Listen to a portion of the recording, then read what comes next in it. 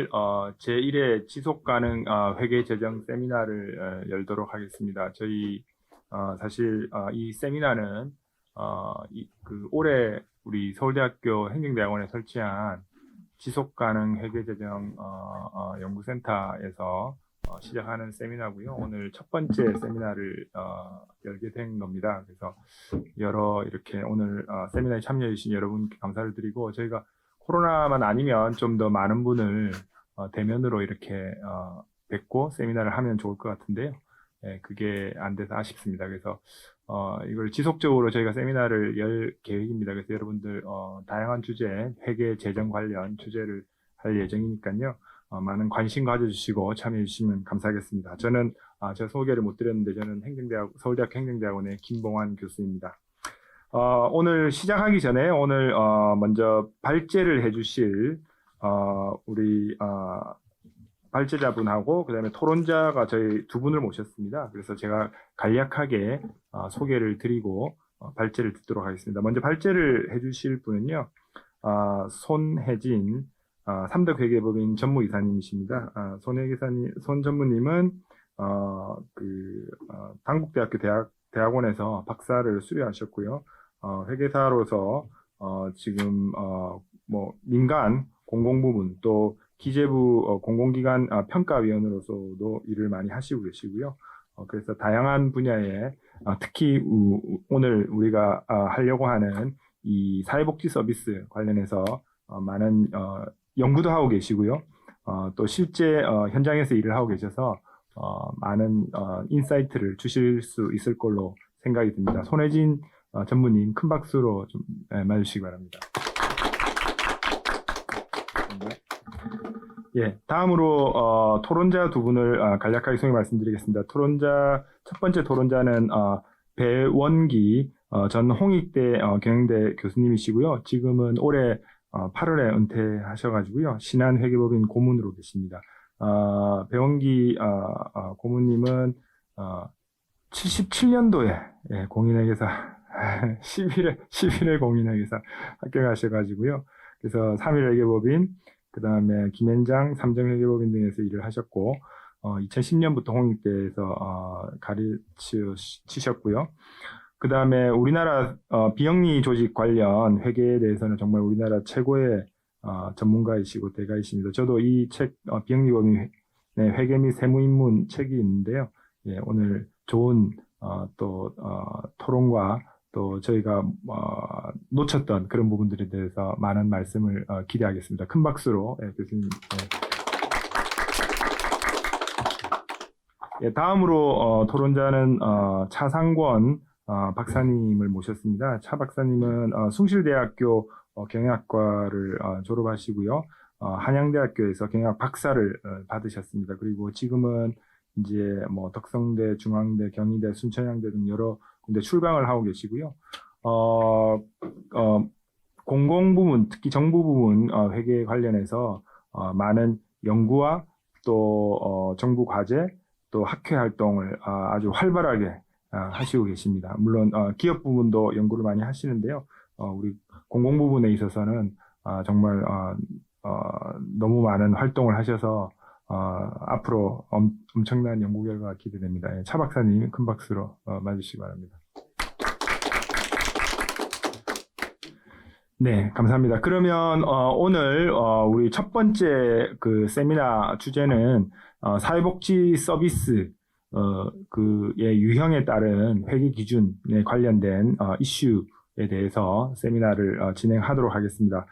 말씀드린 대로 손혜진 전무님의 발제를 들 예정인데, 저희가 지금 1시 반까지를 일단 시간을 잡아놓긴 했는데 그 전에 1시 정도에 끝낼 수 있으면 끝내고요. 아니면은 시간이 얘기를 하다가 좀 더 길어지면 1시 반까지, 늦어도 1시 반까지는 끝내는 걸로 그렇게 목표를 잡겠습니다. 그래서 일단 발제해 주시는 우리 손혜진 전무님께서 한 25분, 30분? 예, 조금 더 여유를 가지셔도 되고요. 그렇게 하고, 그 다음에 두 분의, 우리 토론자 분의 의견을 듣고요. 그 다음에 혹시 플로어나 온라인에서 질문이 있으면 질문 받도록 하겠습니다. 그러면 발제 진행해 주시기 바랍니다. 네, 안녕하십니까. 금번 서울대 지속가능 회계재정 연구센터에서 세미나 1차 세미나를 준비하신 지속가능 회계재정 관련된 세미나 첫 주제를 발제하게 되어 영광으로 생각합니다. 우선 발제에 앞서서 간략하게 본인의 제 경험을 소개를 드리면서 발제의 배경을 이해하시기 위해서 설명을 드리도록 하겠습니다. 본인은 19년 차 한국공인회계사고요. 19년 동안 상장 대기업 등의 외부회계 감사 업무를 하면서 또 최근 한 15년 전부터는 중앙정부, 정부의 국가회계, 그다음에 공기업, 준정부기관, 공익법인, 비영리 회계 등의 회계 감사를 더 집중해서 감사를 하고 있습니다. 그러한 배경은 제가 경영학을 전공하였지만 지금 대학원에서는 행정학으로 재정 정책을 좀 전공하고 있습니다. 민간의 영리기업의 회계 기준은 시장 경제에서 많은 발전이 있었고 회계 기준의 투명성을 위해서 상당히 제도적 강화가 많이 되어 온 상황입니다. 다만 제가 연구하고 싶고 발제해 드릴 이런 비영리 회계 기준에 대해서는 전 세계, 특히나 저희 대한민국 정부에서 아직 회계 기준의 분류 체계들이 명확하지 않다는 것이 제가 현장에서 많은 경험을 통해서 느끼는 바고요. 같이 제가 대학원에서 행정학에서 행정혁신을 전공하면서 사회복지 서비스 전달 체계 유형에 대해서 학습을 좀 한 바가 있습니다. 그래서 저희가 사회복지 서비스라고 하면 교육, 보건, 의료, 이제는 지자체 교통에까지 포함해서 많은 범위로 정부가 국민과 시민의 복지 서비스를 제공하는데 기여하고 있는 부분입니다. 점차 확대해 나가고 있는 부분이고요. 근데 이와 같은 정부의 사회복지 서비스의 전달 체계 유형별로 회계 기준이 아직도 좀 천차만별이고 회계 기준에 대한 분류 등 적용에 대한 현황에서는 많은 체계성이 부족한 것으로 경험하고 이해하고 있습니다. 이와 같은 경험을 토대로 저는 이제 박사과정을 수료했고요. 박사의 논문으로 제가 회계를 전공인으로서 재정을 전공하면서 이와 같은 논문제로 논문을 좀 준비해보고자 하는 차에 서울대에서 이와 같은 자리를 만들어 주셔서 저 혼자 십수년간 혼자 고민하고 혼자 얘기했던 부분을 여러분들과 함께 토론하게 되어서 향후 이 분야의 연구에 있어서 이약 하나만 좀 기여를 하고자 합니다. 발제의 내용은 첫 번째로는 제가 아까 말씀드린 제가 학습한 사회복지 서비스의 전달체계 유형을 좀 크게 분류를 해서 현재 적용되는 현황을 좀 설명을 드리고요.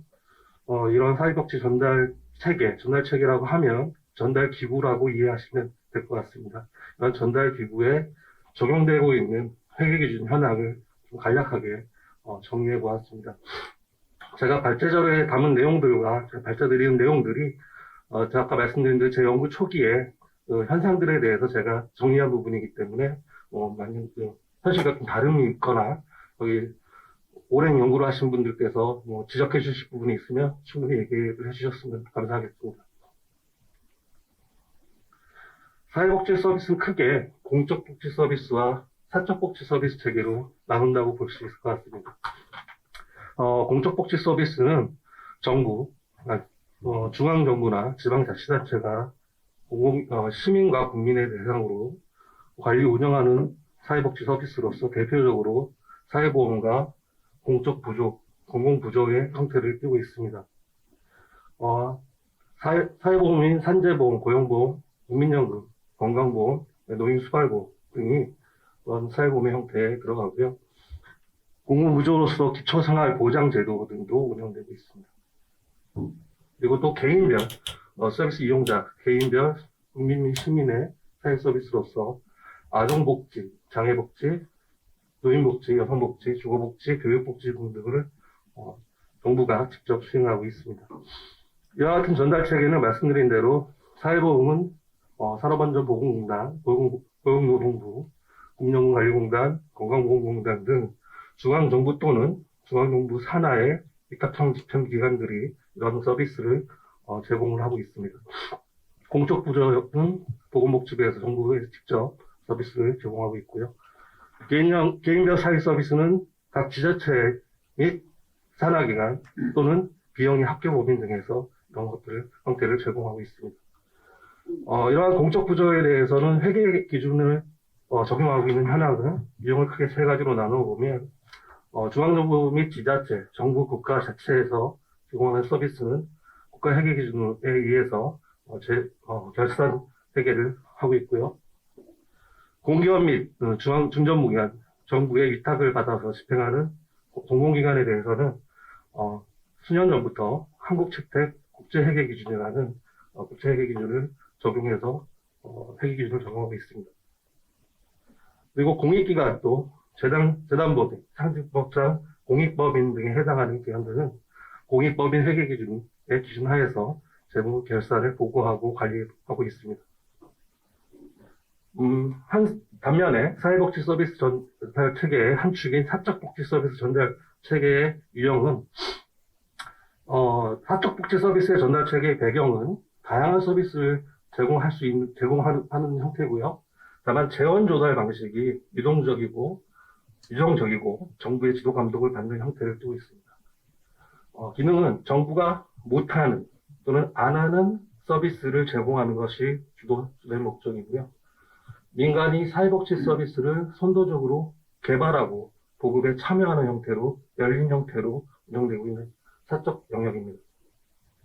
대표적인 것이 아까 말씀드린 대로 교통복지 각 지자체가 시행하고 있는 시내버스의 준공영제에 대해서도 뒤에서 다시 논의드릴 거고요. 사회보험 장기요양기관에 대해서도 이런 사적복지 서비스 전달 체계로 이해되고 있습니다. 의료복지 가장 저변화된 개인병원, 비영리 법인병원 등의 형태 의료복지 서비스의 사적 서비스 전달 체계 유형에 해당한다고 분류하고 있습니다. 이러한 전달 체계는 말씀드린 대로 교통복지는 공영화된 교통 서비스 회사 또는 민영 서비스 회사 그리고 준공영 제도 하에 시내버스 회사 등에 해당하고요. 사회보험인 장기요양기관은 뒤에도 말씀드리겠지만 비영리법인 및 개인사업자 대다수는 개인사업자의 형태로 비영리 단체의 형태로 법인 형태로 운영되고 있습니다. 의료복지는 개인사업자, 비영리 의료법인 등을 말씀드렸고요. 뒤에서 좀 더 깊게 논의될 사립학교 유치원도 유아 교육에 대한 복지 형태로서 장기요양기관 같이 개인사업자 형태로 많이 운영되고 있습니다. 적용되는 회계기준에는 유형 1 개인사업자에 대해서는 일반 기업 회계기준 중소기업에 해당하는 일반 기업 회계기준을 동산 적용을 하고 있고요. 영리회계의 영역에 속한다고 보시면 됩니다. 두 번째 유형으로는 비영리 조직 및 사업자 또는 단체 또는 비영리 법인은 비영리 회계 기준에 따라서 결산 회계를 보고하고 관리받고 있습니다. 세 번째 유형으로는 아까 말씀드린 상직법상 공익법인, 사단법인, 협회 또는 재단법인 등이 이 유형에 속하는데요. 공익법인 회계 기준에 따라서 재무 결산을 하고 회계보고 공시 그리고 관리 통제를 받고 있습니다. 네 번째 유형으로는 기타 각 부처의 재무회계 규칙이라고 해서 별도의 이런 사적복지 서비스 전달 기구에 대해서 조금 더 별도의 관리 체계를 가지고 각 중앙정부 및 부처가 재무회계 규칙 등을 규정해서 적용하고 있는 바입니다. 이와 같이 복지 서비스 전달 체계를 크게 공적과 사적 복지 서비스 전달 체계에서 제가 이해하고 있는 그 유형의 회계 기준에 적용을 좀 분류할 것 같습니다. 좀 더 구체적으로 각 회계 기준을 설명드리도록 하는데요. 회계 기준 전문에 대해서 설명드리는 것보다는 이런 사회복지 서비스의 전달 기구의 사업 성과, 운영 성과를 보고하는 일반 영리기업에 해당하는 손익계산서 그리고 각 비영리 중에 해당하는 운영 성과표 중심으로 그 중에서 가장 사업 운영의 결과에 대한 귀속 및 배분을 중심으로 좀 발제드리도록 하겠습니다. 아까 말씀드린 대로 공적 사회복지 서비스를 전달하는 중앙정부 및 지자체에 적용되는 재무결산 회계 기준은 국가회계 기준을 적용하고 있습니다.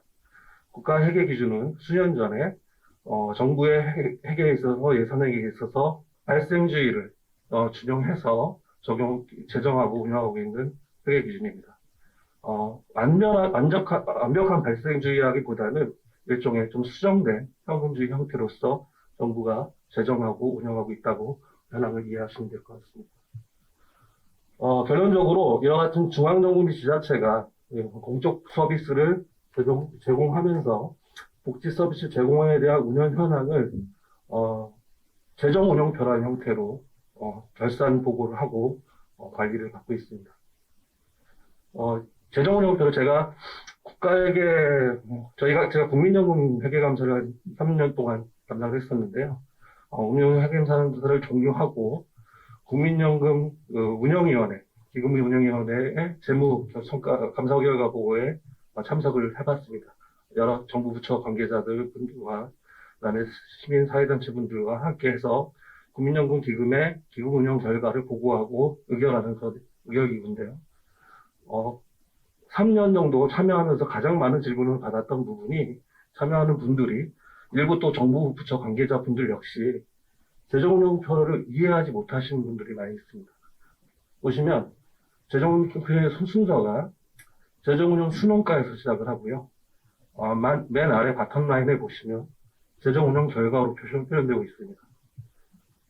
일반적으로 손익계산서, 아까 말씀드린 대로 재정사업의 운영 결과를 보고함에 있어서 수익에서 비용을 빼서 잉여를 표시하는 형태를 일반적으로 이해하고 계신데, 국가회계의 재정운영표의 형태는 국가의 재정 집행 지출인 재정운영 프로그램 원가가 먼저 나오고, 그 다음에 그 수익도, 정부의 이전 수입과 세입 수입을 차감해서 재정 운영 결과라고 표시됩니다. 그래서 결국에는 재정 운영 결과는 플러스로 표현이 되면 이 부분은 다시 좀 이해하기 쉽게 일반 손익계산서로 말씀드리면 손실이 난 부분입니다.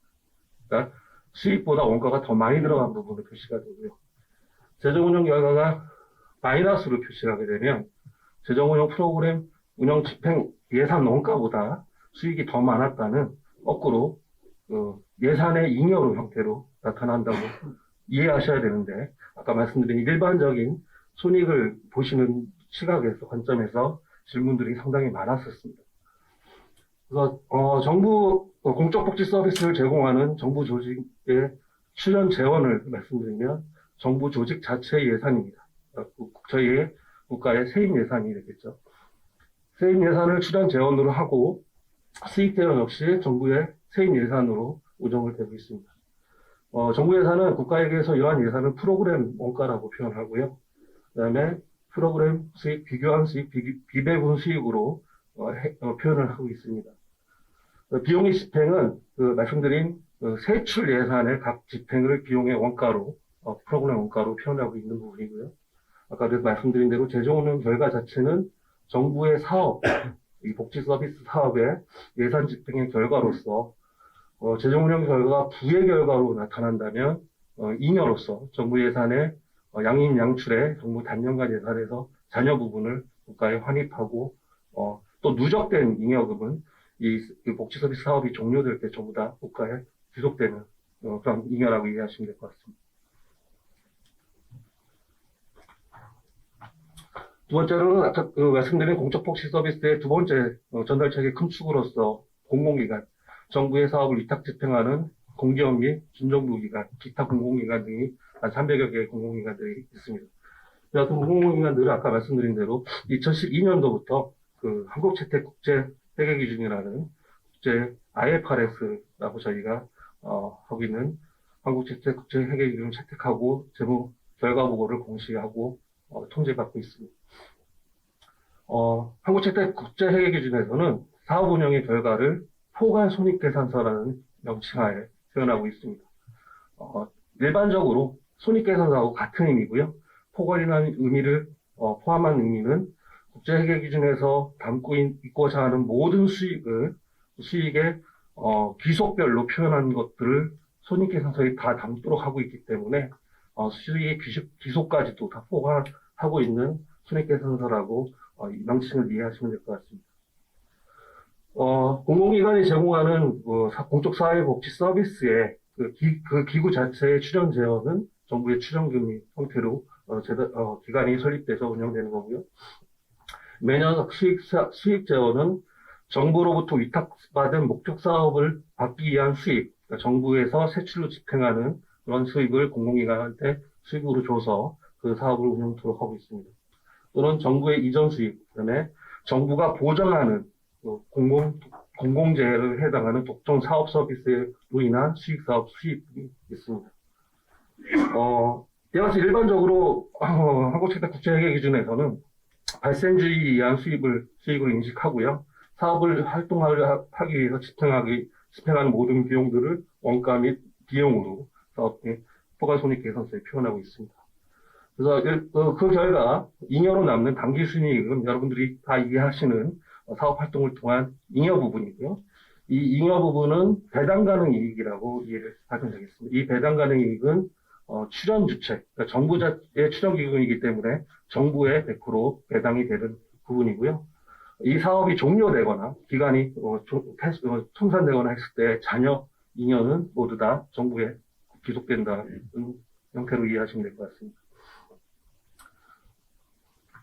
그다음에 또 한 축으로 공익법인, 그러니까 상증법상 공익법인에 해당하는 사회복지 서비스를 제공하고 있는 기구들은요, 공익법인 회계 기준을 적용해서 사업 성과를 보고하고 있습니다.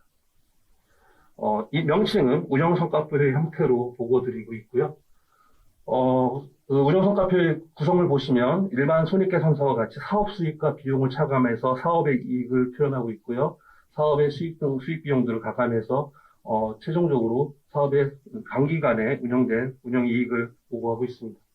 다음에 뒤에도 말씀드린 비영리 회계와 공익법인 회계에 공통적으로 공익법인이 수행하는 이 사회복지 서비스 외에 기타 자체 사업들도 있습니다. 그런 기금도 운영하고 있기 때문에 목적 사업의 구분을 구분해서 표시해 주고 있고요.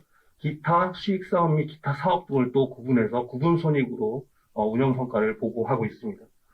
이런 구분 손익의 형태로 뒤에서 제가 말씀드린 제가 연구하고자 하는 결론, 제가 잠정적으로 내린 결론 방향성인데요. 이와 같은 형태로 사회복지 공익 서비스의 목적 사업을 별도로 구분하고 그 다음에 기타 자체 수익 사업 및 영리 사업 또는 자체 수익 사업 및 기타 비영리 사업도 포함해서 그런 사업들을 구분해서 표시함으로써 이 사회복지 서비스의 전달 기구가 운영하고 있는 사회복지 서비스만의 사업 부문의 운영 성과를 구분 공시하는 것이 중요하다고 보고 있습니다.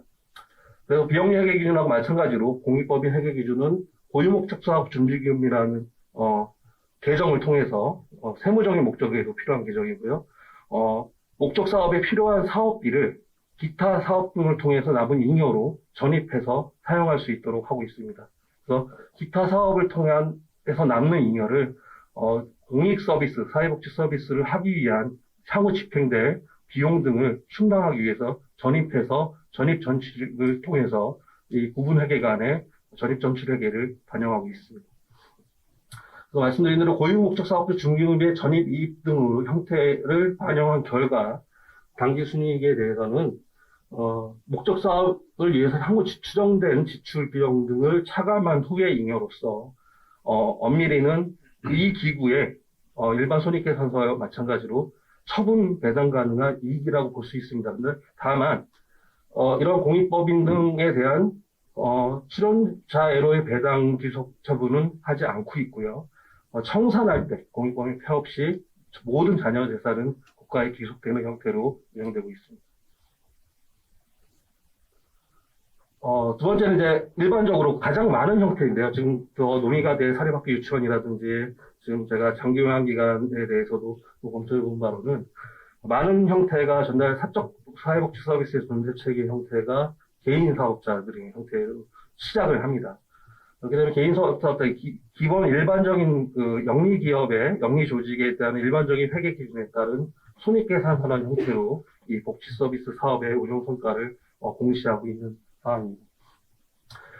보시면 이 개인 사업자로 시작하는 또는 영리법인으로 시작하는 뭐 이런 사적 사회복지 서비스 전달 기구의 출연자들은 개인 및 그 영리법인의 출자자의 재산입니다. 출자자의 재산으로 시작해서 이 사업을 영위를 하는 거고요.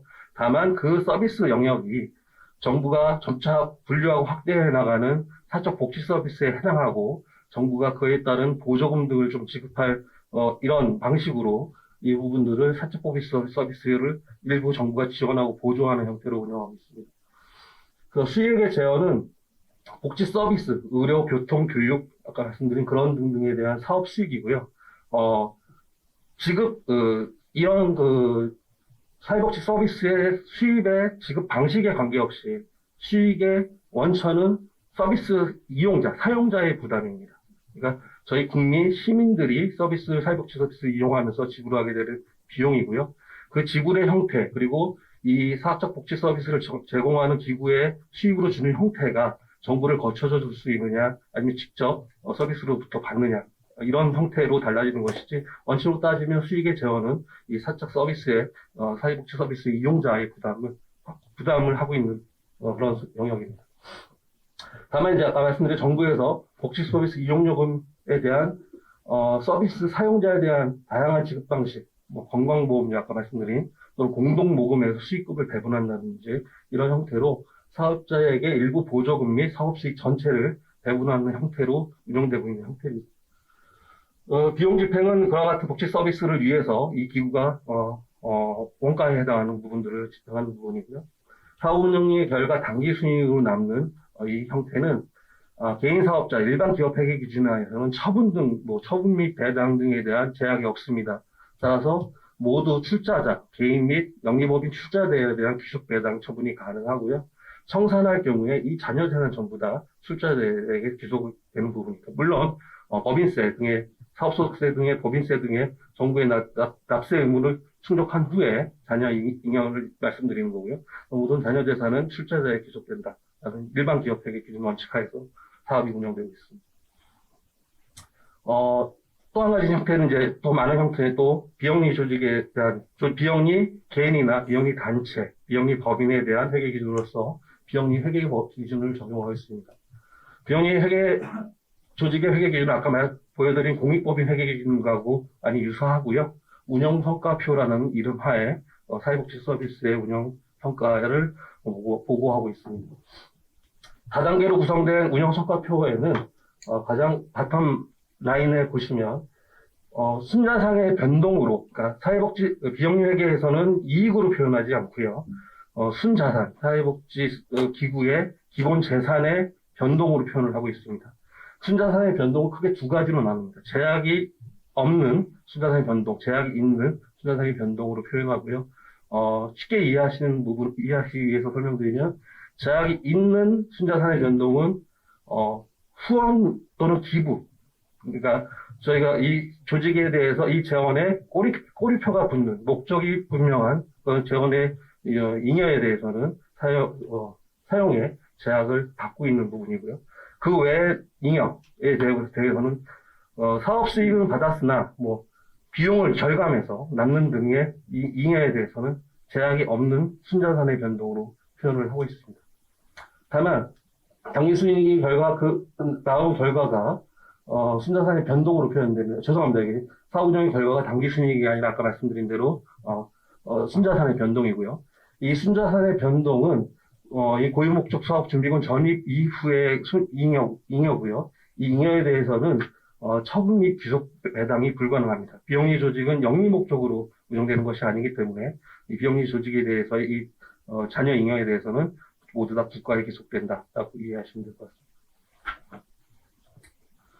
끝으로 아까 말씀드린 이와 같은 정부 회계 기준, 그다음에 일반 기업 회계 기준, 그다음에 비영리 법인 회계 기준, 공익법인 회계 기준 외에 최근 이슈가 되는 이런 항목들에 대해서 각 정부 부처가 자체적인 재무회계 규칙을 제정하고 적용하고 있습니다. 뒤에도 말씀드린 이제 장기요양기관의 재무회계 규칙이라든지 사학기구에 대한 재무회계 규칙 등의 그런 예로 들을 수 있을 것 같은데요. 여하튼 재무회계 규칙의 복지 서비스 제공 사업의 결과를 보고에 명칭은 수지계산서라는 형태로 표현되고 있습니다. 수지계산서는 구성은 수입은 이제 세입 수익으로 이해하시면 될 것 같고요. 지출, 세출로 이해하시면 될 것 같습니다. 세입과 세출로 표현되는 형태의 수지계산서로 사업 운영의 결과를 공시하고 있습니다. 출연제어는 이와 같은 각 부처의 사회복지 서비스의 전달 체계를 사적기구를 빌어서 하는 이런 사업에 있어서의 출연제어는 개인사업자의 재산 또는 법인의 출자자의 출연재원입니다. 다만 이제 운영되는 수익자원이 사용자 부담금의 수익 원칙 하에 아까 말씀드린 대로 지급 방식만 보험급여 또는 정부의 복지사업 수입에 대한 보조금, 그다음 공동모금에 대한 배분금의 형태로 수익이 지급되고 있고요. 그 결과 운영된 결과에 단기잉여금으로 남는 부분은 수지경선에 남는 단기잉여금은 말씀드린 대로 미리는 이 출연 재원들의 귀속 배분이 되어 하나 이 수지경선의 원리는 수입과 지출을 일꼴로 맞추는 내역입니다. 수지계산서의 부속명세서로서 세입명세서와 세출명세서를 같이 제출하고 관리하고 있는데요. 세입과 세출은 일치하도록 관리를 하고 있습니다.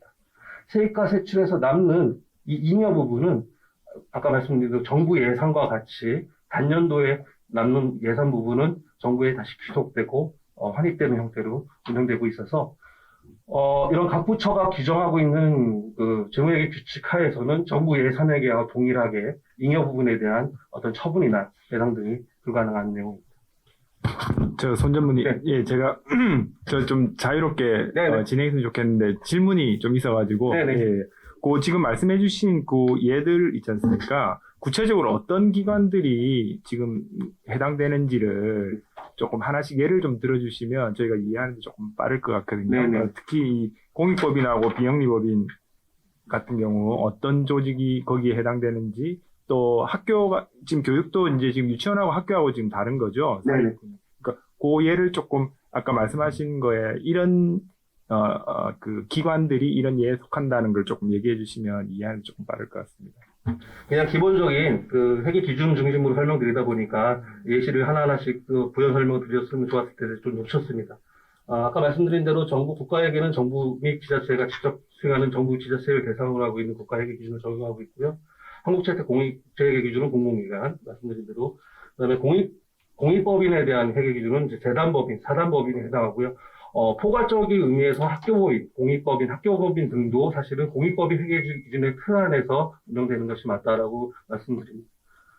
그리고 이제 일반적으로 많은 다수의 개인 사업자 및 기구들에 대해서 일반 기업 회계 기준을 적용해서 하는 부분이고요. 뒤에서 다시 논의드릴 장기 요양기관 그리고 사립학교 유치원 등이 첫 시작은 일반 기업 회계 기준으로 시작을 하고 있고 세무 목적 보고도 이 결산하에서 하고 있습니다. 그다음 비영리 법인은 말씀드린 대로 뭐 비영리 단체 및 개인으로 보는 단체나 비영리 법인으로 보는 단체 또는 비영리 법인 등록된 허가된 비영리 법인 등에 대해서는 이 비영리 회계 기준에 적용받고 있고요. 예를 들어서 쉽게 말씀드리면 이제 의료복지 서비스 개인 의료원은 개인 사업자입니다. 개인 사업자이기 때문에 일반 기업 회계 기준에 따라서 회계 결산을 하고 있고요. 네, 개인 병원이 이제 법인으로 등록하기 위해서는 보건복지부의 허가를 득한 비영리 법인만 허용하고 있기 때문에 비영리 법인에 대해서는 비영리 회계 기준을 적용받고 있는 서비스 부분이라고 이해하시면 될 것 같습니다. 그래서 제가 말씀드린 대로 제가 분류해서 분석하고자 하는 이 공적 서비스 전달기구와 사적 사회복지 서비스 전달기구의 딱 그 회계 기준의 하이러키가 차기적으로 구성되어 있는 것이 아니고 사실은 이 서비스 전달 기구가 태생되는 태생에 맞춰서 적용되다 보니까 이 체계성이 없다라고 저는 하나는 현실을 이해하고 있는 부분입니다. 구체적으로 뒤에 말씀드린 세 가지 사례를 통해서 이거 좀 말씀드리겠습니다. 뒤에도 다시 좀 더 깊게 논의를 하자고 생각하시는 분이 사립학교 유치원입니다. 제가 이쪽 분야의 일을 하게 되고 최근에 사립학교 유치원 또는 그 시민단체, 사회단체의 회계부정 사태가 여러 가지 가십거리가 되고 문제가 됐던 현황입니다. 이런 부분에 있어서 제가 영위하는 방향성을 좀 더 확신을 갖게 됐고요. 그래서 좀 더 들여다본 경우가 이제 사립학교 유치원의 경우입니다. 사립학교 유치원은 대부분이 전국의 사립학교 유치원 중에 국공유치원은 4,744개. 이게 2018년 기준입니다. 사립학교 유치원 형태는 4,282개. 전체 비중에서 한 47%가 이 유아교육의 사적 서비스 복지조달 체계가 사립 유치원 형태로 운영되고 있습니다. 사립 유치원 중에 87%, 약 3,700여 개가 87%에 해당하는 3,700여 개가 개인 사업자의 형태로 출발해서 사립 유치원을 운영하고 있습니다. 최근 이슈가 돼서 사립 유치원의 회계 기준 이런 회계 부정 사태들이 정치적으로도 이슈가 돼서 사회적 정치적 이슈가 돼서 교육부가 200인 이상 원생이 200인 이상 사학기관 시설 기구에 대해서 재무회계 규칙을 제정하고 적용토록 하고 있습니다. 그리고 에듀파인에 딱 등록해서 회계 규칙에 따른 결산을 하도록 하고 있고요. 근데 진짜 현황으로서 200인 미만은 지금 기준에서도 일반 기업 회계 기준에 따라서 회계 관리를 하고 있다고 이해하시면 될 것 같습니다. 그래서 둘로 좀 나눠보면 개인 사업자의 형태의 회계 기준은 일반 기업 회계 기준 또는 200인 이상 사업기관 재무회계 규칙에 따라서 회계 결산을 관리하고 있습니다. 그래서 200인 미만 일반 기업 회계 기준에 따르는 건 아까 설명드린 일반 기업 회계 기준에 따른 중소기업 일반 기업 회계 기준에 따른 손익계산서 형태로 복지 서비스 사업의 결과가 공시되고 관리되고 있고요. 사업기관 재무회계 규칙을 적용받는 부분에 있어서는 최근 준비된 사학기구, 대학도 포함된 사학기구의 재무회계 규칙을 사립학교 유치원에 적용토록 한 바거든요. 이런 부분으로 사학기관 재무회계 규칙에 따른 앞서 말씀드린 수지계산서 형태로 세입과 세출 회계 형태로 회계를 보고하고 있습니다. 근데 아까 말씀드린 게 제가 세 가지 카테고리로 나눠서 이 기구의 출연 재원의 형태가 무엇이고 수입의 재원이 어떻게 되고 이용의 귀속을 좀 구분해서 비교해 보면요. 이와 같은 개인 사업자의 형태로 시작한 출연 재원의 형태는 사적 재원입니다. 출연자의 재원으로 개인의 출자 자산으로 운영되는 형태고요. 다만 이제 이 유아 교육 서비스가 사회적 사적 복지 서비스 영역에 해당하고 그래서 지금 현재 원비를 정부에서 사립학교 유치원에 주고 있습니다. 아까 말씀드린 대로 지급 방식은 그렇게 하고 있으나 원칙적으로는 사립학교 유치원 서비스를 이용하는 학부모들이 부담하는 내용이죠. 그렇기 때문에 지금 많이 이 분야를 고민해 보셔서 많이 이슈가 되는 각 주장을 이해하시겠지만 유치원 운영자 측에서는 이거를 원비를 우리한테 주지 말고 직접 학부모한테 지급하고 복지 서비스에 서비스 주체인 직접 학부모한테 제공하고 그들로부터 우리는 사적 서비스 이용료로 받겠다. 그래서 우리는 공기업 에듀파인을 통한 공용회계를 적용받지 않겠다. 이런 주장을 하고 있는 거죠. 그러니까 이 지급 방식이 그거 하나 원칙적으로 따라가 보면 수입의 재원은 서비스 이용자의 사적 영역의 행동이죠. 그래서 잉여의 귀속이 사학기관 재무회계 규칙을 적용받는 200인 이상에 대해서는 아까 말씀드린 대로 잉여금 자체가 처분 및 청산시에 국가에 귀속되는 형태가 되고요. 학교법인 등 공익법인 회계 기준과 사학기관 재무회계 규칙을 적용하는 같은 교직합의 영역이라고 볼 수 있는데요. 이 부분은 공익법인 운영성과표 또는 수지계산서 형태로 이 역시도 각 잉여의 귀속은 국가에 귀속되는 형태로 운영되고 있습니다. 그래서 제가 밑에서 이제 시사점을 좀 말씀드리면 사립학교 유치원, 유아교육 복지 서비스는 엄밀히는 이렇게 사적 서비스 전달 체계입니다. 그래서 사적 서비스 전달 체계에 있어서 이 사적 복지 서비스의 공공재정인 성격이 중요하기 때문에 엄밀히 따지면 준공영제, 공적 서비스를 제공하는 형태의 사적 기구의 형태의 운영을 띠고 있는 게 현실이라고 저는 보고 있고요. 그래서 현 정부는 개인 사업자에서 일반 기업 규칙을 적용하나 대규모 사립 유치원에 대해서는 사학기관 재무회계 규칙을 적용해서 공익법인 공익 서비스에 대한 재무 보고를 받고 있는 부분입니다.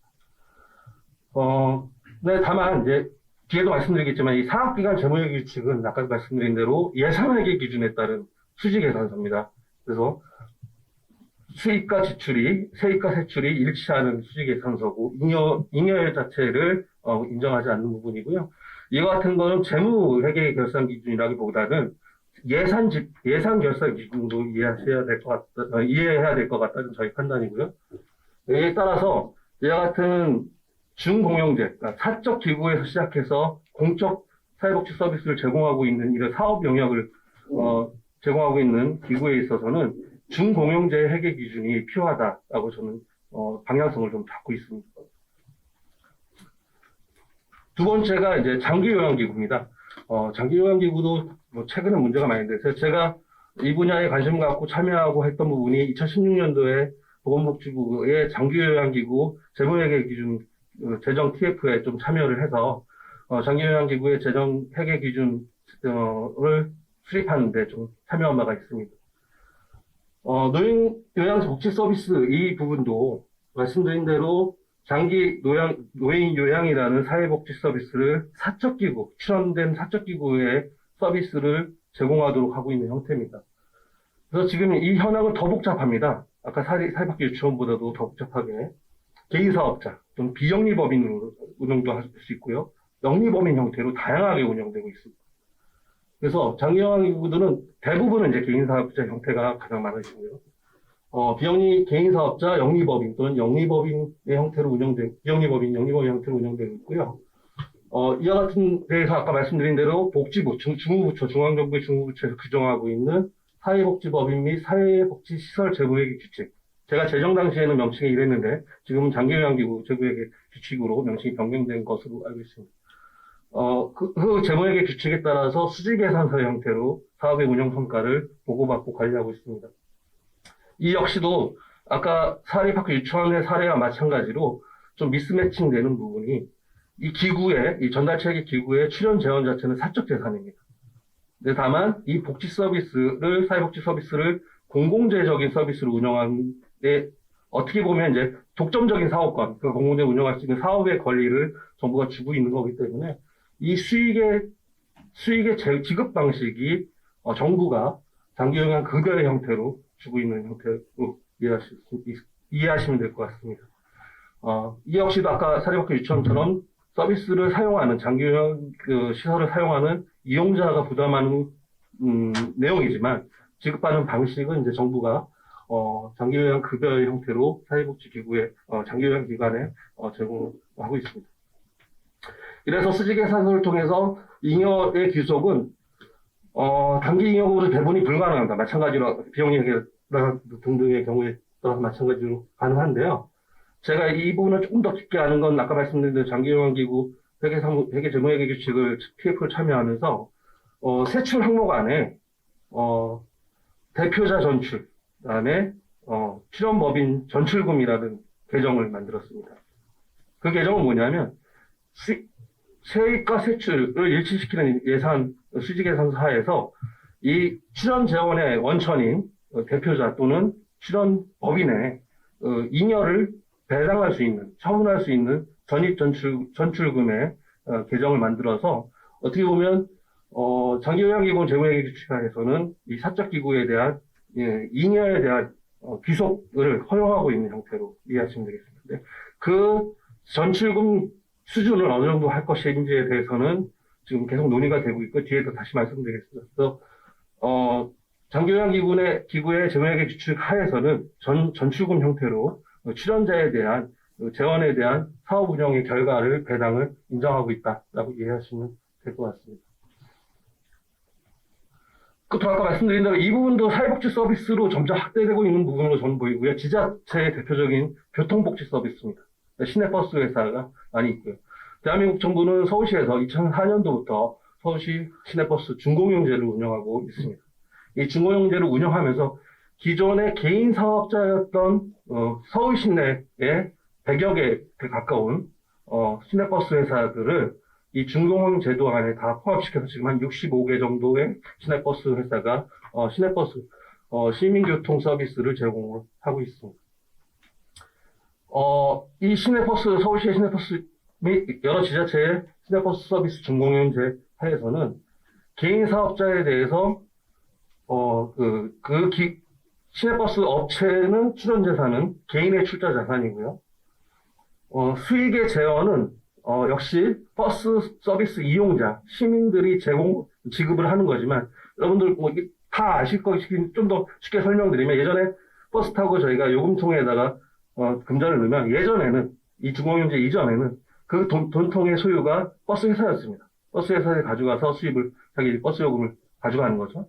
근데 지금은 모든 준공연제 운영 지자체의 시내버스에 공동모금조합, 수익금 공동모금조합을 만들어서 이제는 버스를 타실 때 버스 요금통에 돈을 넣으시면 버스에는 사는 그거를 철저하게 손을 못 댑니다.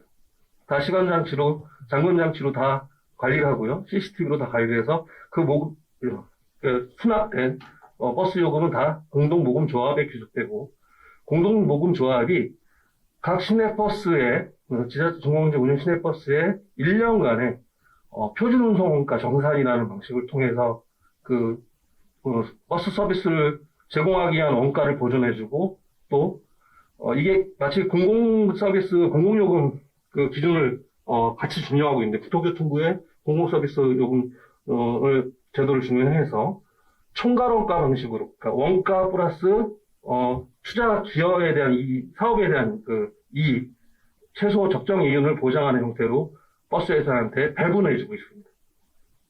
말씀드린 대로 사적 서비스, 사회복지 서비스 전달 체계의 특징은 이와 같이 출연 재원 자체는 개인의 자산이고요. 다만 그 사업 서비스가 확대되어 가고 있는 복지 서비스의 영역이다 보니까 정부가 이 두 가지 측면이 있습니다. 복지 서비스를 제공하기 위한 품질, 그러니까 효과성, 시민들에 대한 버스 서비스의 품질 향상을 위한 정책이 있고요. 또 이제 버스 회사들이 운영하고 있는 방만한 경영을 효율적으로 관리하고자 하는 목적에서 준공연제를 도입하고 있습니다.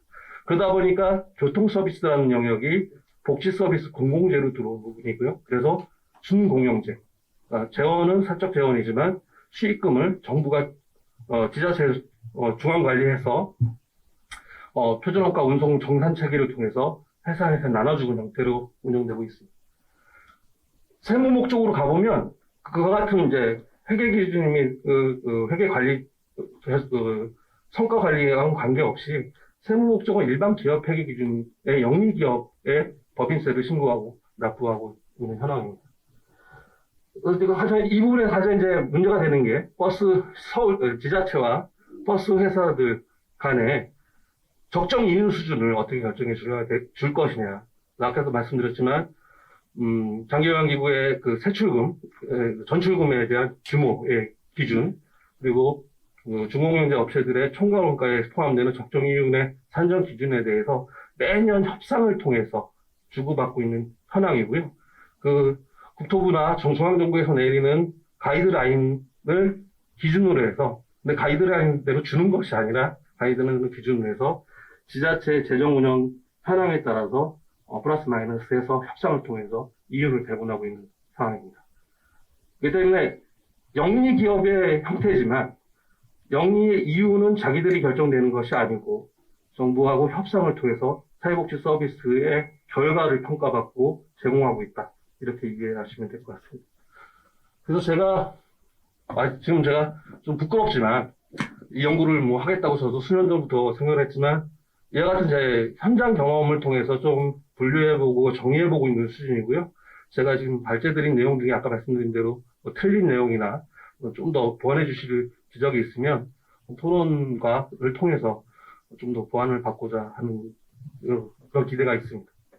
그래서 결론은 아까 말씀드린 대로 복지 서비스의 전달 체계 유형별로 적합한 회계 기준, 그에 맞는 옷이 필요한 상황이다. 지금 현재 그 부분이 각각 현장의 이슈를 통해서 만들어지다 보니까 또 체계성 있게 분류되고 회계 기준이 적용되는 회계 기준은 없다고 보여지고요. 제가 첫 논의의 발제를 먼저 드리고 이 발제 자료를 준비하다가 이제 부제로 좀 제목을 바꿨습니다만 준공연제 회계 기준이 지금 필요한 현황이다. 저는 잠정적으로 그렇게 보고 있습니다. 왜냐하면 정부가 아까 말씀드린 대로 점점 복지 서비스를 확대해 나가는데 복지 서비스를 확대하기 위해서는 재원이 필요하지만 정부의 재원이 부족하기 때문에 사적으로 형성된 기구를 통해서 복지 서비스를 공공적인 복지 서비스를 제공하려는 그런 정책과 노력들이 확대되고 있는 것으로 저는 알고 있습니다.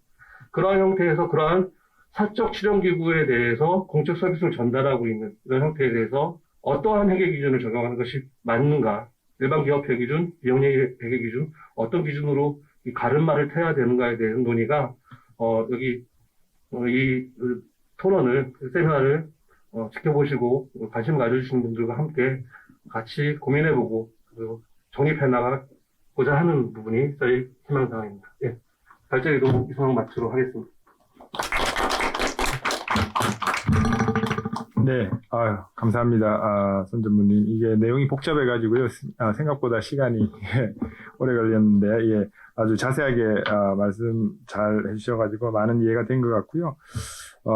정말 말씀하신 대로 이 복지 서비스가 앞으로 점점 더 많이 이제 증가할 걸로 예상이 되는데, 이제 이런 상황에서 아까 얘기하신 것처럼 이 예산 회계 기준을 적용하는 그런 상황도 있고, 또 재무회계 기준을 또 적용해야 되는 상황, 또 아까 뭐 잠깐 이렇게 배당 잉여의 기속을 얘기를 하시면서 사실 그 부분이 이제 이 사유재산이기 때문에 이 부분을 또 어떻게 인정을 하고 또 어떤 식으로 인센티브를 줘서 또 더 많은 사업자들이 들어오게 할 것이냐, 뭐 이런 문제까지 또 연결이 될 수 있을 것 같습니다. 굉장히 복잡한 문제인 것 같은데요. 네, 아무튼 예, 감사드리고 이 여러 가지 형태에 따른 회계 기준이라든지 또 처리 방식 뭐 이런 것들에 대해서 많은 이해가 된 것 같습니다. 그러면 예, 첫 번째로 그 배원기 교수님의 토론을 듣도록 하겠습니다. 저는 손 전무님 발표를 좀 띄워주시면서 하면 좋을 것 같은데. 네네.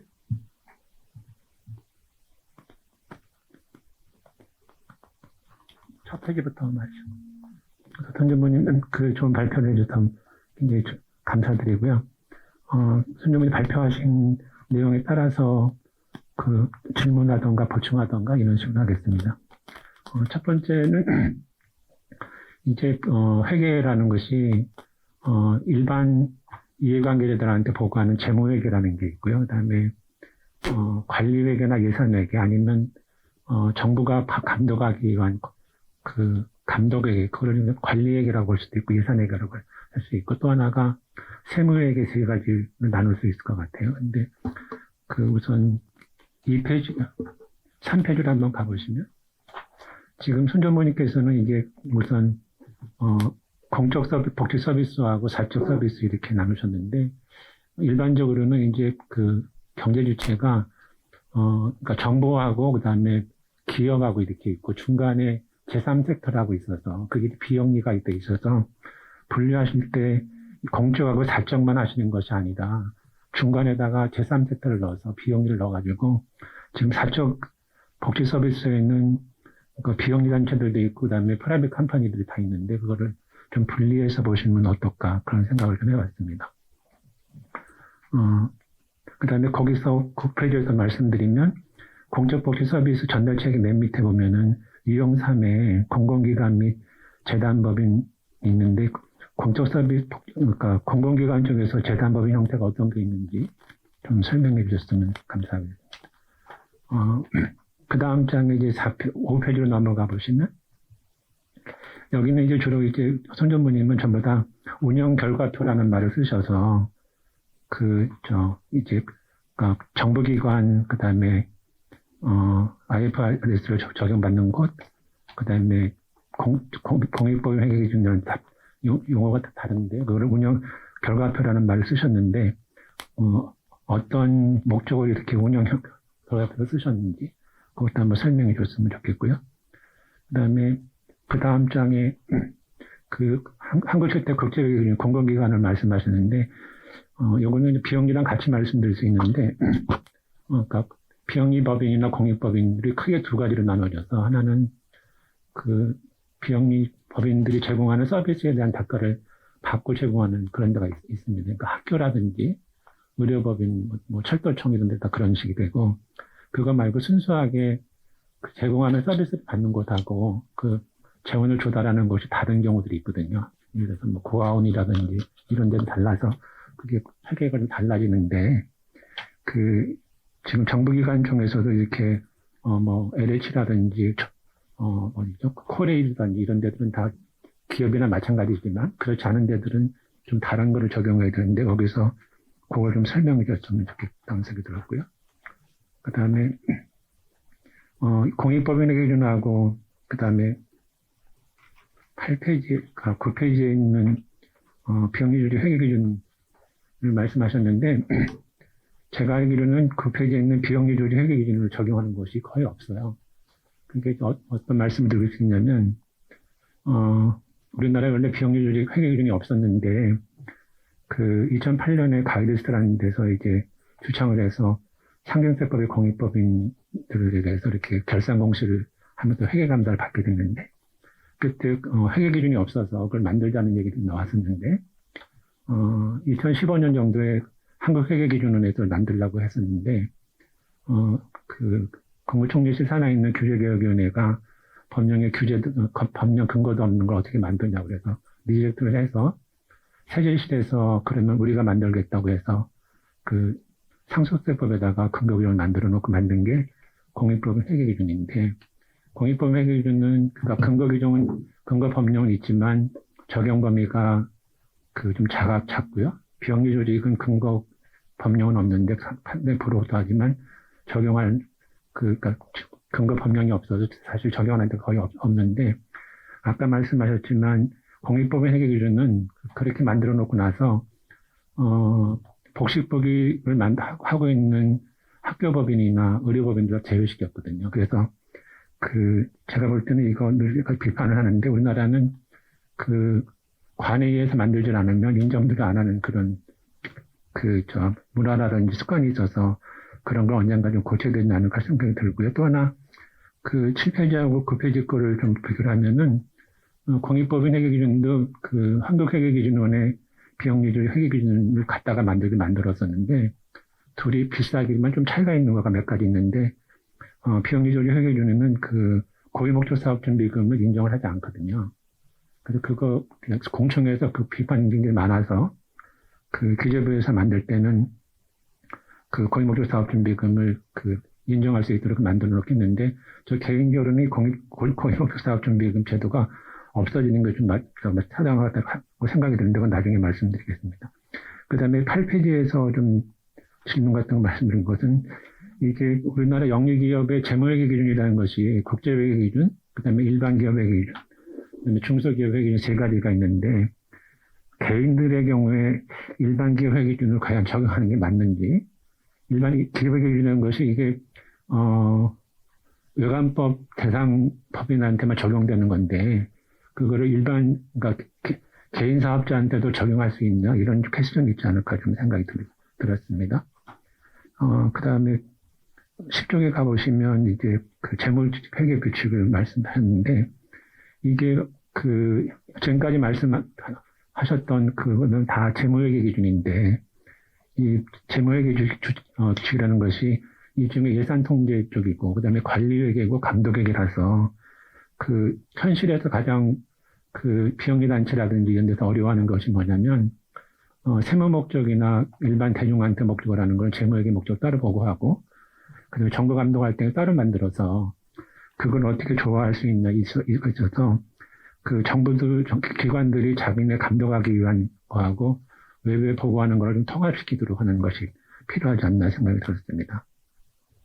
그 다음에 12쪽에 가보시면 이제 자립일천을 말씀하셨는데 우선 11쪽에 보시면 학교법인에서 거기 이제 공익법인 회계 기준을 적용한다고 되어 있는데 제가 알기로는 학교법인은 공익법인 회계 기준 적용 대상이 아니고 그냥 자립학교 회계 준칙을 쓰게 되어 있고 굉장히 까다롭게 해서 아주 굉장히 엄격하게 한다는 점 말씀을 드리고 싶고요. 그 다음에 좀 아까도 말씀드렸지만 옆에 개인 사업자에서는 일반 기업 기준을 적용하는 것인가? 그게 좀 퀘스천으로 들었습니다. 그 다음에 시내버스 준 공영자하고 이제 말씀을 하셨는데, 시내버스는 좀 단순한 것 같아요. 거기가 전부 다가 개인 사업자나 법인 사업자가 영리를 추구하는 곳인데 그 유치원의 경우에는 개인들도 있고 그다음에 비영리법인도 있고 학교도 있어서 이걸 과연 어떻게 할 것인가 그게 더 시내버스보다 훨씬 더 복잡한 것 같고요. 그다음에 이쪽에 좀 많이 보진 않았지만 그 개인 유치원 하시는 분들이 가장 반발하는 게 뭐냐면 자기 개인 재산을 넣어놓고 나서 거기에 대해서 전혀 인정하지 않고 그래서 버스와 비슷하게 어느 정도의 이익을 좀 보상해 줄 것인가 그것들을 많이 고민해야 되지 않을까 생각이 들었습니다. 그냥 감사합니다. 네, 감사합니다, 교수님. 예, 아주 자세하게 또 여러 가지 부분에 대해서 얘기를 해주셨고요. 또 질문도 던져주셨는데, 이 듣다 보니까는 정말 더 복잡해지는. 아니, 그러니까는 이 비영리 이 공익법인에 대한 회계 기준 자체가 공공부문에 대한 회계 자체가 사실 너무 복잡한 문제라서 정말 학자들도 그렇고 또 실무에 있는 사람들 이렇게 일하시는 분들 또 공무원들도 또 많은 고민을 해야 될 것 같습니다. 네, 감사합니다. 그러면 마지막으로 우리 차상권 박사님께서 토론을 좀 해주시기 바랍니다. 다 대답을 나중에 같이 지금 하시겠습니까? 나중에 모아서 하게 되면 이제 예, 그러시죠 그러면. 예. 배 교수님 답변 드리고 차 박사님 질문을 받도록 하겠습니다. 그 3페이지에 제가 아까 처음에 말씀하신 대로 제3섹터를 좀 포함해서 연구의 분리가 필요하다. 저도 그렇게 동의 드리고요. 동의가 아니라 그렇게 수용하고요. 이 방향성을 그렇게 좀 보완해서 잡도록 하겠습니다. 또 질문하신 사항은 이제 공익기관이자 재단법인의 사례를 여쭤보셨는데 대표적인 게 장학재단, 사학재단입니다. 장학재단 준정부기관으로서 교육부 산하의 준정부 위탁집행형 준정부 기관이고요. 장학재단에 수행하고 있는 사업은 공익법인 사업으로서 하고 있습니다. 사학재단도 마찬가지고요. 그 외에도 이제 재단법인으로서의 준정부 기관들이 다수 있습니다. 이 재단법인들에 대해서 공공기관이자 재단법인의 목적 기여금이 있는 부분에 대한 공익법인 회계 기준을 통해서. 현 전무님 장학재단 말씀하셨는데 그러면 중간에다 놔야 되지 않을까 생각이 들어요. 공적으로 놓지 말고. 네네.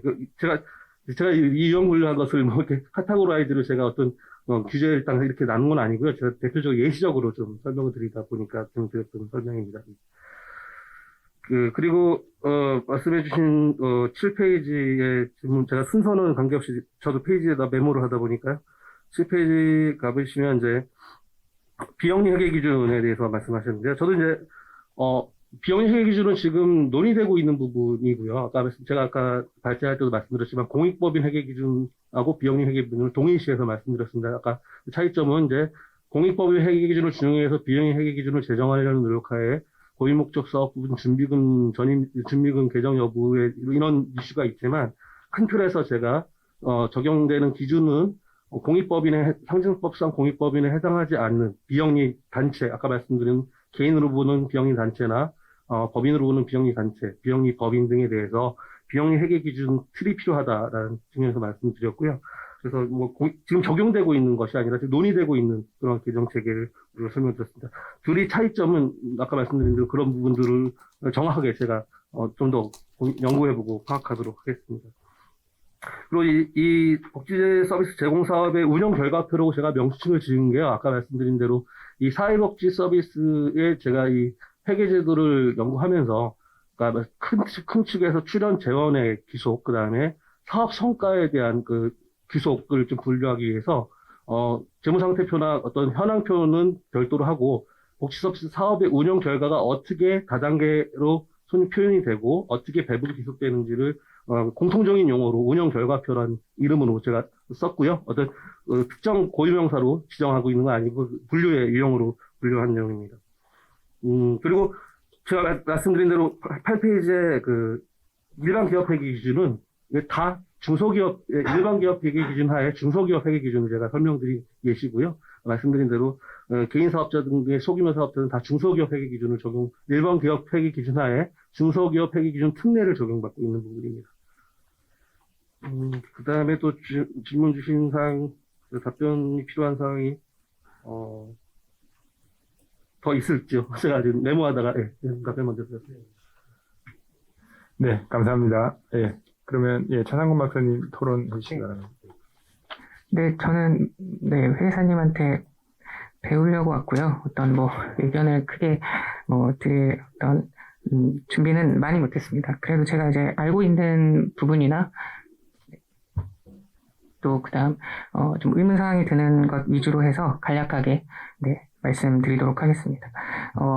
일단 왜 이렇게 사회복지 서비스에 관해서 회계 이슈와 감사 이슈가 나타났는가를 좀 생각해 보면 기존에 이제 이 공공회계에서 흔히 말하는 우리 유틸리티 어카운팅이라고 하는 부분에서 보면 이제 수도, 전기, 철도 이런 곳에서 이제 처음에는 좀 드라이브가 됐다가 지금은 좀 안정이 되고 그다음에 현재 정부의 100대 국정과제 중에 하나가 복지 분야에 굉장히 초점이 맞춰져 있습니다.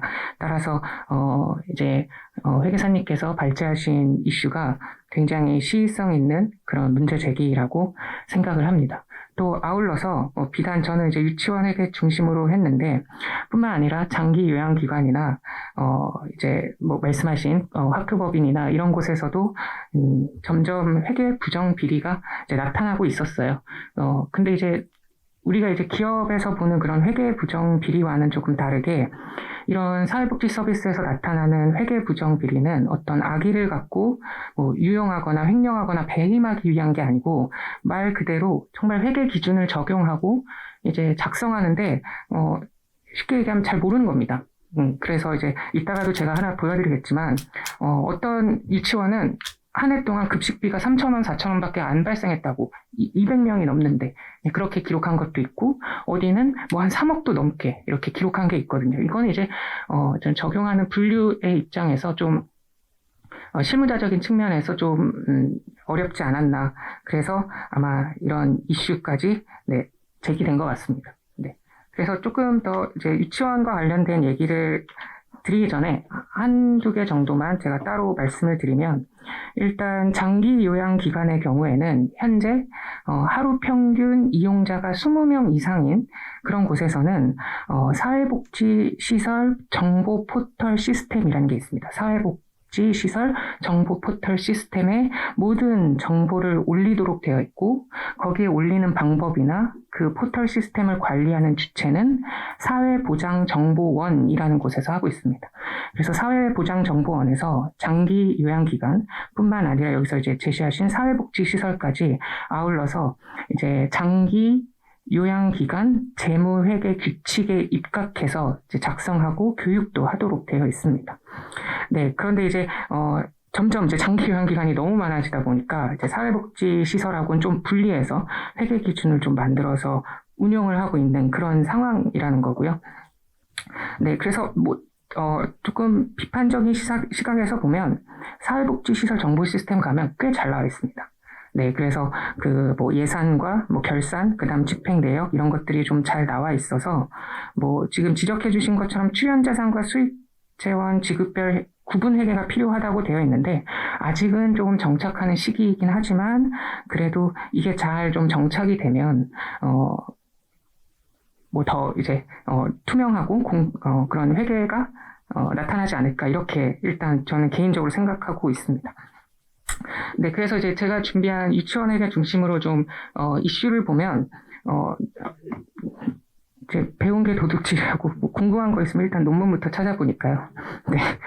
네, 그래서 논문을 보니까 이제 유치원 회계에 관해서 계속 이제 문제가 됐어요. 그래서 가운데 보면 이제 2018년에 어떤 유치원 원장님께서 자기 명품 가방하고 정부 보조금 받은 가방하고 그 통장하고 똑같은 데서 이제 하다 보니까 이게 유용하고 횡령한 거 아니냐라고 해서 이슈가 좀 됐었고, 그래서 이제 이른바 그때 유치원 3법이 좀 공론화가 되었습니다. 그래서 여기 계신 배원기 교수님이나 정영희 교수님께서 논문 되게 또 많이 발표하신 걸로 좀 알고 있습니다.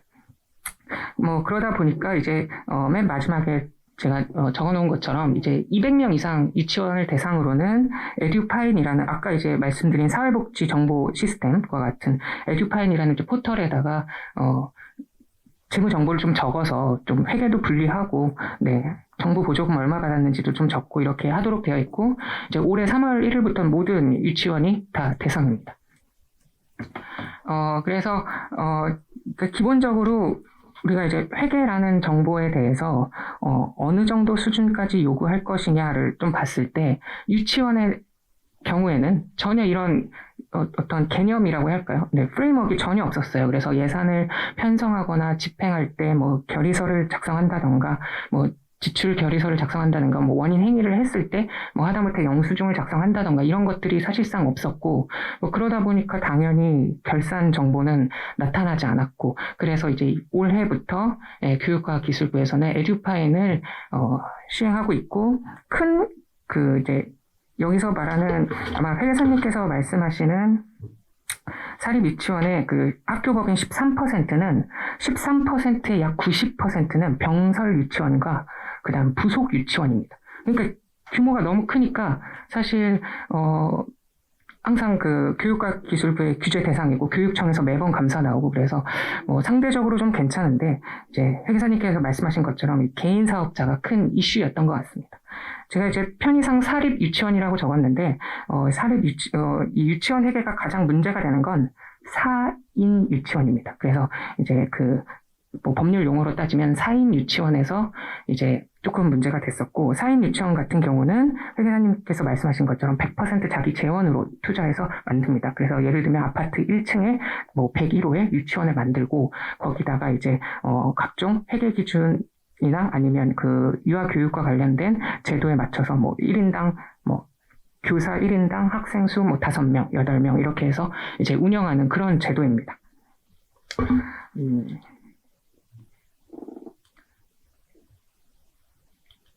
네, 그래서 2018년도 기준으로 하셨더라고요. 그래서 저도 이제 올 초부터 제 아기가 태어나서 이제 잠재적인 학부모의 입장에서 이제 네, 저희 동네 이제 어린이집 어디 가야 될지 찾아보다가 이제 유치원까지 커져갔는데요. 뭐 아시다시피 아기가 밤에 잘 안 자서 자꾸 이런 걸 찾아보게 됐습니다. 네. 그래서 이제 서울 지역 4인 유치원을 보니까 꽤 많아요. 그래서 토탈 뭐 427개 정도 있고 이제 뭐 서울 지역에 이제 교육 지원 청별 이제 조금 가려져서 안 보이는데요. 유치원 수가 이제 저렇게 나와 있습니다. 특히 제주도 같은 경우는 하나의 교육청에서 담당자가 2명인데 그 2명이 담당하는 게 60개입니다. 그러다 보니까 사실 관리가 좀 안 됩니다. 그래서 과연 이게 회계가 문제인지, 감사가 문제인지, 어떤 규제가 문제인지에 따라서 좀, 의견 차이가 있고요. 그 다음에 경상남도를 보시면, 글쎄, 뭐, 지리적으로 좀 이렇게 익숙하신지 잘 모르겠습니다만, 물리적 공간 범위가 굉장히 넓습니다. 그러다 보니까 사전에 공시하고, 이렇게 고지하고, 감사를 나가게 되었을 때, 최소한 2영업일 정도 소요되고, 그러면, 이제 실질관 맞지 않는, 이제 조금, 분식된, 뭐, 결산서나 아니면 예산과 관련된 내용이 있다 보니까, 그러니까 걸리지 않는 거죠. 네, 그런 경우도 종종, 네, 탐지가 된다는, 네, 연구가 조금 있었습니다. 그래서 이제 유치원에서 과연 회계가 과연 어떤 게 문제인가 조금 살펴보면 점점 보조금이 많아지면서 예산이 계속 커지고 그다음에 지출액에 대한 관리가 잘 안 되고 있습니다. 그래서 아까 뭐 보신 것처럼 인건비 같은 게 이제 분명히 200인 이상임에도 불구하고 최소값이 3만 원입니다. 그럼 1년에 연봉을 3만 원 유치원 교사가 가져갔다는 건데 정말 그랬을 리는 없고요. 아마도 이제 보조금 안에 포함이 되어 있으니까 보조금에도 적고 인건비에도 적고 또는 어떤 경우에는 인건비를 관리 운영비나 업무 추진비에도 포함이 되어 있으니까 순수한 뭐 인건비는 뭐 3만 원이었다 뭐 이렇게 해석을 한 것 같아요. 그래서 이제 뭐 결과적으로 모든 칸에 숫자가 적혀 있고 그럼 에듀파인에 저장이 되고 이런 과정이 좀 반복되다 보니까 회계 기준이 과연 무엇이 이슈가 되는 건지 아니면 감사가 이슈가 되는 건지 사실 조금 그 부분에 대해서는 조금 의문이 있고요. 그다음 이제 마지막으로 이제 지적해 주신 게 이제 시내버스 준공영제가 있어서 얘를 좀 벤치마크해서 다른 이제 그런 비영리 법인에도 좀 적용하면 좋겠다라고 이제 아마 제시한 것 같은데요. 일단 첫 번째 시내버스 같은 경우는 제도 자체가 준공영제지 회계 기준이 준공영제는 아닙니다. 그 다음 시내버스는 감사 기준이 준공영제가 아니고 말 그대로 운영 자체가 준공영제인 것 뿐입니다.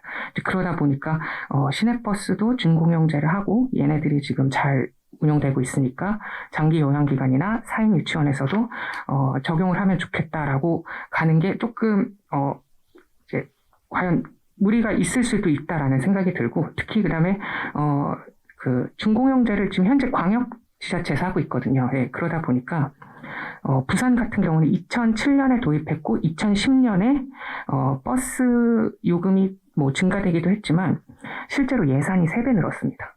네, 그러다 보니까 이게 준공영제 하니까 코스트 플러스잖아요. 그 원가 보전해주고 거기다 이익을 좀 더 붙여주고 아까 말씀하신 대로 가이드라인 안에서 조정을 해서 이제 협상을 하는데, 이 협상의 그 갑을이 그 버스 회사에 있다 보니까 안 하면 파업하잖아요. 그래가지고 거의 맥시멈으로 다 올려주다 보니까 3년 만에 예산이 300%가 증가했습니다. 그래서 만약에 복지 서비스에도 준공영제와 같은 게 도입이 된다면 실제로 수혜자가 부담하는 그 지출이 더 늘 수도 있고요. 그래서 저는 오히려 사회복지 서비스에 대해서 감사를 공영제하면 좋겠다라는 생각이 좀 더 들었습니다. 사실 그 특히 복지 서비스의 회계 부정이 만연한 이유 중에 하나가 괜히 이거 건드렸다가 우리 가족이나 가까운 사람이 수혜를 못 받을까봐 아니면 해코지 당할까봐 네, 그냥 조금 쉬쉬하는 부분도 있었거든요. 그래서 사실 이 혜택을 구가하는 사람들은 하이 퀄리티의 재무보고 품질을 요구하지는 않는 것 같습니다. 네, 그래서 그냥 그 감사를 내가 시켜서가 아니고 뭐 정부나 아니면 그 이익단체에서 좀 주도해갖고 하기를 더 원하는 것 같습니다. 그래서 이제 나온 이슈 중에 하나가 공동주택이라고 하는 아파트 뭐 감사 제도도 있고 뭐 지금 잘 알고 계시는 버스 제도도 있으니까 주제는 굉장히 시의성 있었다고 저는 개인적으로 생각하고요. 좀 더 그 드라이브를 하면 그 입법에도 도움이 많이 될 거라는 생각이 들었습니다. 하지만 사회복지 서비스에 대해서 과연 회계 기준에 텐션을 그렇게 강하게 두었을 때 얻는 효익이 조금 그 가족들은 부담스러울 수 있다. 네, 어떤 의미인지 아실 것 같습니다. 네, 그런 생각이 좀 들었습니다. 네, 감사합니다. 예, 감사 공영 제도는 이제 그 아파트의 경우 지금 그 관리사무소에서 감사인을 고용해서 이제 운영을 하고 있는데, 실제로 이제 동일한 세대와 동일한 이제 규모의 아파트가 있는데, A라는 아파트는, 이제 감사 시간이 한 10시간도 안 되고요. 어디는 이제 50시간도 넘어요. 그러다 보니까 감사 피가 이제 늘어나는 부분도 있고, 이제 감사 아파트 자체가 그렇게 감사 보수가 높지가 않으니까, 이제 감사인이 감사의 노력을 그렇게 투입하지 않는 거예요. 그러다 보니까 이제 아파트 그 관리사무소에서의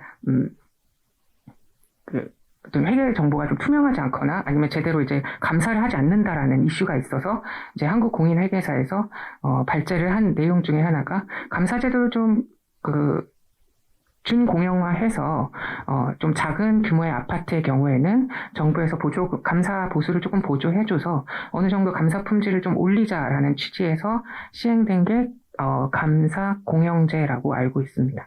네, 굉장히 부족한 설명이니까 이게 다 맞다고 생각하지는 않으셨으면 좋겠습니다. 네, 감사합니다. 네, 예, 차 박사님 감사합니다. 예, 어떻게 아까 전무님 얘기 좀 예. 박 박사님 말씀해 주시니까 뭐 중요한 제 발표자료 14페이지 좀 잠깐 띄워주시겠습니다. 마지막에 제 연구 방향에 가장 키가 되는 의견을 말씀해 주셔서 제가 방향성 올해 오늘 이 세미나 자리를 통해서 저도 방향성을 좀 검증받고 좀 그런 기대를 좀 하고 있다고 앞서 말씀드렸습니다. 그래서 앞서서 배 교수님이 말씀하신 내용하고도 좀 연관돼서 설명을 드리면요. 회계 기준이라는 건 말씀하신 대로 재무 보고를 위한 재무회계 기준, 그 다음에 납세 의무를 위한 세무회계 기준, 그 다음에 예산 통제 및 성과 관리로 인한 관리회계 기준으로 크게 나누어 볼 수 있습니다. 그래서 제가 아까 차 박사님이 지적하신 대로 시내버스 준공영제는 회계 기준이 아닙니다. 그러니까 회계 기준은 아까 말씀드린 대로 일반 기업 회계 기준 또는 일반 기업 중소기업 회계 기준을 적용해서 하고 있는 거고요. 재무 목적 및 세무 목적으로. 중공영제는 다만 14페이지 왼쪽에 보시다시피 중공영제의 표준원가 정산제도를 통해서 운송원가를 정산해서 수익금을 결정해주는 형태의 표준원가 운송원가 명세서를 서울시에서 사후 검증해서 그것을 표준원가를 인정 여부를 판단해주고 그에 플러스 적정률을 포함해서 수익금을 배분해주는 관리회계의 목적으로 하고 있는 영역입니다. 그래서 제가 이 부분을 사회복지 서비스의 중고용제에다 확대해서 그걸 좀 확대해서 논의하고자 하는 부분은 사회복지 서비스 사적 사회복지 서비스 전달 기구에 대해서 회계 기준을 정하는 논의라기보다 아까 배 교수님 말씀하신 대로 관리 목적의 회계 기준을 규정해야 된다.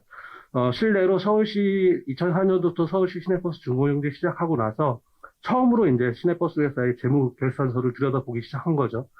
그때도 이슈가 많았습니다. 뭐 버스 회사 오너가 뭐 고급 승용차를 몰고 다닌다든지 뭐 사적으로 비용을 쓴다든지 다만 그런 것들은 세무 목적에서 인정되는 범위 안에서 다 인정되어 왔던 상황입니다. 그런 상황에서 이익이나 수익이나 비용을 쓰는 것들 통제가 없는 상황이고 일부 이제 규모가 늘어나면서 이제 외감도 받기는 하겠지만 외감을 안 받는 회사들도 더러 있었고요.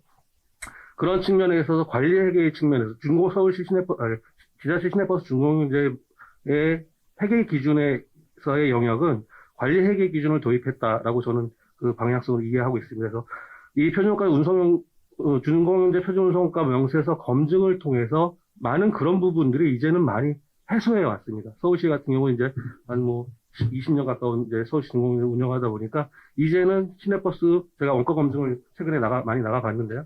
나가보면 이제는 그와 같은 분식회계, 그와 같은 회계 처리를 할 수가 없습니다. 왜냐하면 회계 처리를 하더라도 서울시에서 시내버스 수익금 배분해서 그걸 제외하고 또 불인정하고 주기 때문에 그런 회계 처리를 할 이유도 없고 그런 회계 처리를 재무보고로 하지도 않습니다. 그래서 이거 아까 배 교수님이 먼저 말씀해 주신 거하고 연관돼서 제가 종합적으로 답변을 드리고 좀 논의를 드리고 싶은 부분이 이러한 사적 사회복지 서비스 전달 기구에 대한 회계 기준의 논의의 영역에서 각각의 목적에 따른 회계 기준이 필요하다. 관리 회계 기준을 적용하기 위해서 이런 영역도 한번 차용해 볼 수 있다라는 측면에서 제가 좀 고민하고 있는 부분입니다. 네, 현 이사님 감사합니다. 그리고 차 박사님 아까 유치원에 대해서 굉장히 자세하게 사례를 들면서 얘기해 주셨고요. 또 이게 회계 기준의 문제라기보다는 또 감사공영제 감사를 어떻게 할 것이냐 이거에 대한 문제라는 거를 얘기를 해주셨는데요. 예, 좋은 의견 감사합니다. 그러면은 제가 약속드린 대로 1시 반에까지는 늦어서 마치려고 그러는데 지금 한 3분 정도 남은 것 같은데 혹시 우리 플로어나 아니면 온라인에서 질문이 있으시면 질문을 해주시면은 네네 그 소속하고 좀 말씀해 주시고 질문해 주시면 네, 감사하겠습니다. 안녕하세요. 저는 주간뉴스타임 논설위원 최재양입니다. 저 궁금한 게요. 저도 이제 비영리 하나 이제 만들려고 하다가 그게 잘 안 된 경험이 있는데 일단은 통장은 기본적으로 세무서에 먼저 갔기 때문에 세무서에서 통장을 만들어야 된다라고 해서 통장은 제가 기업은행에 만들었던 기억이 있고 또 아직도 가지고 있고요. 좀 그런 거 볼 때 어떻게 그 개인 통장으로 활용을 하는지 좀 그런 것들을 볼 때 좀 그런 것들이 조금 의문스럽기도 했습니다. 또 한 가지는 그 잉여금은 저도 이제 그렇게 듣긴 했는데 전부 다 이제 반환되는데 그렇다면 그 건물을 짓기도 하잖아요. 근데 이제 건물에 투자를 하기 위해서 그 잉여를 남길 수도 있다고 들었는데 이제 그런 거는 어떤 방법인지 좀 그것이 궁금합니다. 네, 잘 알겠습니다. 혹시 다른 질문 하나만 더 있으면 제가 없으신가요? 네네. 그러면 질문해 주셨는데 이게 저희가 좀 제도적인 문제에 대해서 얘기를 하는 거라서요. 하여튼 제도적인 부분 관련해서 혹시 우리 답변을 해주실 게 있을까요? 끝나고 예, 나중에 개인적인 부분은 나중에 좀 제도적인 부분이 있으면은 답변을 해주실 게 있을 것 같은데 그런 부분은 특별히 없는 것 같은데.